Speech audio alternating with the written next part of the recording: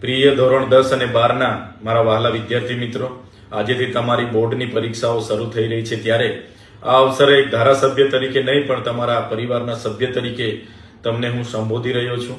મારા જીવનમાં પણ અનેક સંઘર્ષો હતા. શિક્ષણ થકી, આત્મવિશ્વાસ થકી અને સંકલ્પ થકી સતત મહેનત કરતા રહ્યા અને આજે આ સ્થાન પર હું પહોંચ્યો છું. ત્યારે હું માનું છું કે આપણા વિસ્તારનો વિકાસ એ માત્ર રાજકીય ભાષણોથી નથી થવાનો. આપણા વિસ્તારનો સાચો વિકાસ એ યુવાઓનું શિક્ષણ અને સંકલ્પ થકી થવાનો છે.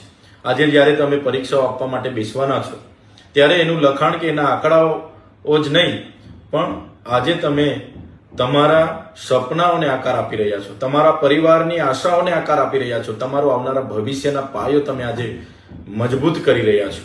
ત્યારે આજના આ પરીક્ષાઓમાં તમે પોતાના આત્મવિશ્વાસ સાથે તમારું લખાણ લખો અને ખૂબ સુવ્યવસ્થિત રીતે લખો.